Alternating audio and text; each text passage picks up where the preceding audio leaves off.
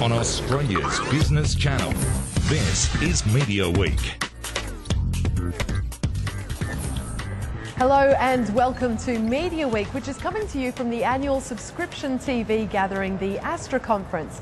I have with me our co-host, James Manning, editor and publisher of Media Week. And James, of course, this is always a chance for the industry to hear from international leaders as well as domestic too.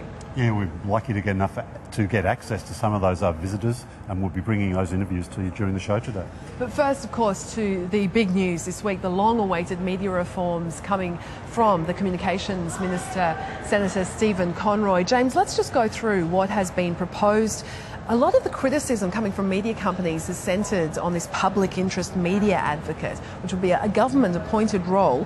What would that job involve? Look, I'm grappling with it a bit myself, but we understand they're going to have the power to prevent mergers of voices in particular markets. Now, that sort of range of voices has been widened a little bit to include online, but they're with sort of provisos, like I think it's audiences over 60,000 and has to be for paid content. So there'll be things that'll probably get by under the radar.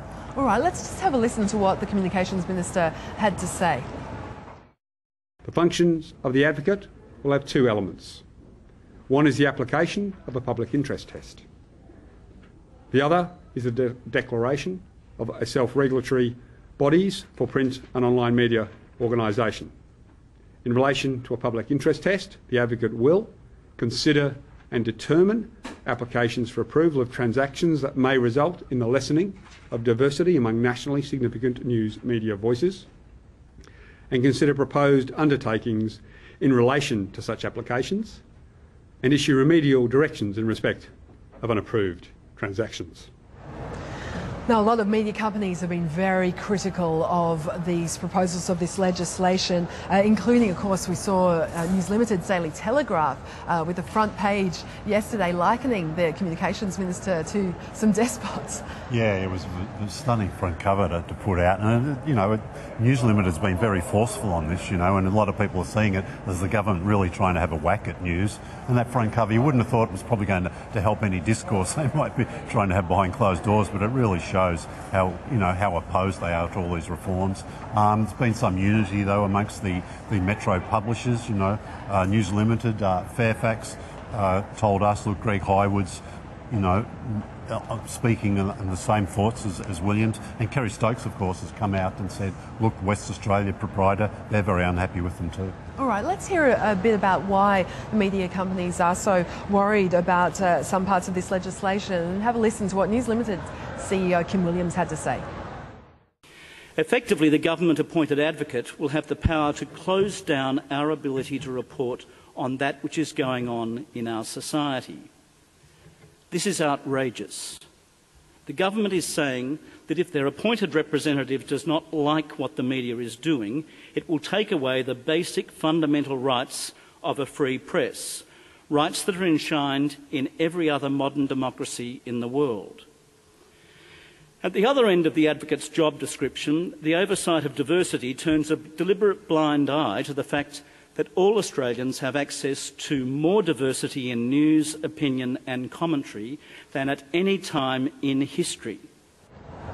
Let's have a look at some of the other parts of the legislation, the bills proposed by the government. TV licence fees to be cut, but this is conditional on more local content. So is this actually going to be good news for producers? It's been talked up as sort of supposed to be good news, but because the content, it'll be counted on all the digital channels, so it'll be a lot easier to meet the higher limits, and you'll be able to get points for things like replay of content that you've already shown. So some producers saying, no, look, get ready for things like cheap game shows.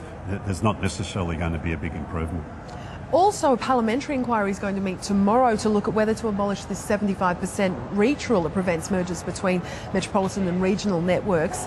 Now, this happening because there's been a split amongst the free-to-air networks on this rule? Yeah, there has. Definitely Nine's sort of out on their own really on this one now, with 7 and 10 both sort of agitating against what Nine want. We believe David Gingell's going to present to that parliamentary committee and commit to, you know, a long-hour regional news bulletin if this reach rule is abolished. And of course, 10 seems to have fallen out big time with its affiliate partner, Southern Cross Media. I mean, all these reports that Nine and Southern Cross Media doing a deal, yeah, and 10 suggested, look, Southern Cross has been hinting that they are having talks with Nine to the government, but they haven't yet informed the ASX of those talks.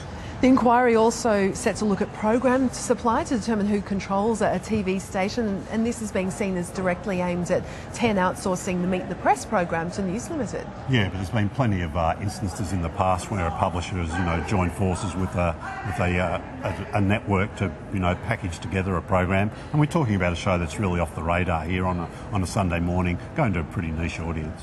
Just as well, there is a sense the government wants this passed by the end of next week. Well, that's certainly what the Minister has said. Is that going to happen, do you think? And will we see lobbying of the independents by the...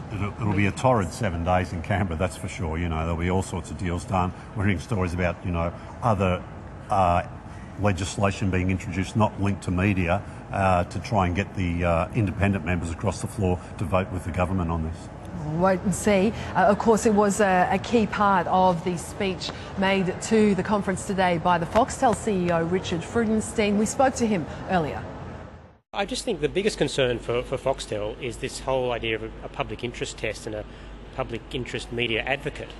I mean, Foxtel and the media industry generally are very, very well taken care of in terms of regulation. Any acquisition that we wanted to make would already be covered by up to 3 regulators. The ACCC from a competition perspective, ACMA from a communications perspective, and potentially FIRB. Bringing in a 4th regulator is completely unnecessary. It's trying to solve a problem that doesn't exist. My other concern is that this proposed new regulator is a single person appointed by the Minister. The risks of political interference in that are just huge, and it's just completely unnecessary.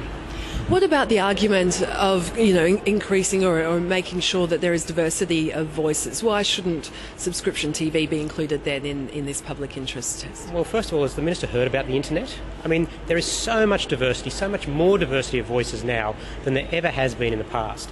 Foxtel alone has at least 11 news channels ranging from Al Jazeera, BBC, CNN, Sky News. The whole gamut of things is covered already. And more people are getting access to information through the internet, which seems to me won't even be covered by this test because they've arbitrarily chosen some figure of people that pay for media as opposed to all the free media that's out there as well. So they seem to have missed the whole point that there is more diversity now than there ever has been. You've also expressed frustration at the 50% cut to licence fees for the free-to-air broadcasters being made permanent as well. Do you feel that the free-to-air commercials do get a free kick, if you like, in terms of things like protection and competition over sports rights as well? Well, absolutely. I mean, this government has clearly shown a predisposition to help the free-to-air networks, whether it's the anti-siphoning rules, which still contain a huge number of sports that makes no sense at all, are on a list like that. In relation to the licence fees, look, that's a matter for the government and the free-to-air networks, but let's not try and pretend that the free-to-air networks are actually giving something back for this.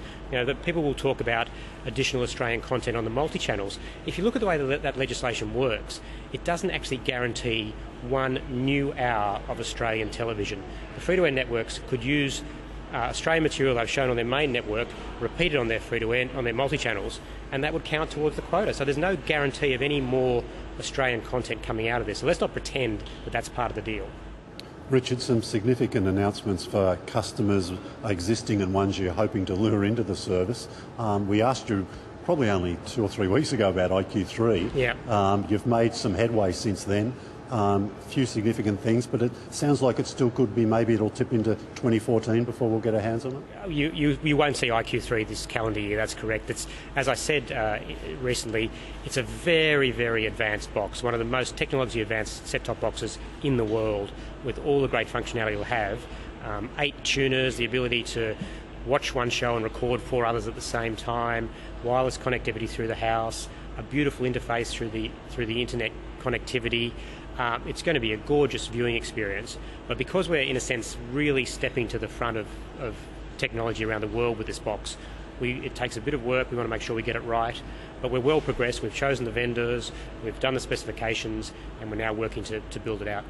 All the customers will probably want to get their hands on it straight away. Have you got a sort of upgrade path plan? There will be an upgrade path similar to what we've done with new boxes in the past. I mean, we just can't for example, give them away to everyone. So we'll roll them out over time in an orderly way based on demand. And Foxtel Play is an interesting initiative. So you can go in, you can build your own package, you can no contract, easy to get it across the web. And for people who haven't yet taken the plunge to get a subscription, a good way to sample the business. I think that's right, James. I mean, our strategy is very much to continue to add value to our core cable and satellite subscription, and things like IQ3, things like Foxtel Go at no extra cost, all do that. At the same time, we want to reach new audiences, and doing it through our internet services and relaunching Foxtel Play. And as you say, we'll have genre-based packages. So if you're a drama fan, you can just buy the drama package. If you're a kids fan, just the kids package, and so on. And starting at price points of $25, we think it's a way of opening up completely new audiences to Foxtel. We're hearing a lot about the increasing move to mobile. A lot of people now taking part in content on their mobile phones. Australia's a big market for smartphones, and you've got a Samsung deal coming. Yes, well, Foxtel Go has already been an incredible success. Over 500,000, downloaded to over 500,000 devices in the first 5 or 6 months. We've launched it on iPhone now as well, which has gone incredibly well. We're going to continue to roll it out to new devices. I announced today that by June we'll have it rolled out on Samsung Android devices and on PC and Macs very soon after that. And we'll obviously keep rolling it out on different devices as we can keep building it. And it has the customer satisfaction from Foxtel Go has been incredible, and people should just have it because it just makes the viewing experience so much better. Just in terms of growing subscribers, you've set this target of growing the number to 50% penetration rate. Looking at that, I mean, the slow recovery that we're seeing from the GFC, are you going to revisit that at all, or you're sticking with that target? No, I'm still very optimistic over time that with all the different services we've launched, that we will be able to reach 50% of Australians. And that's through, obviously through our core cable and satellite platform, but also through Foxtel Go and reaching people on mobile, and then Foxtel Play. So the ability to get to people with these different packages through IP, through the internet.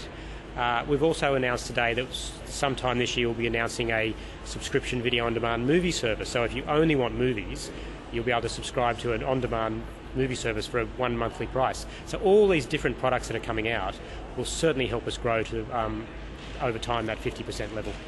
And just finally, the triple play offering, how close are you to offering landline, subscription TV and the internet? I can't say too much about that yet because we're still in discussions with a whole lot of people. It is under active consideration.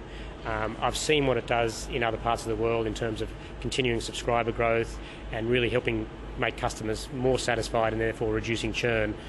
So I'm a big advocate of triple play. We have to get the right sort of arrangement that makes sense for Foxtel, and we're still working on that.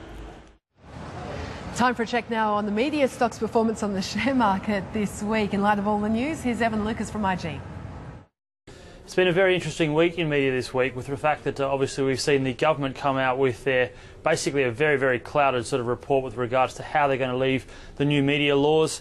No major clarity was left out from Stephen Conroy's sort of release on Wednesday.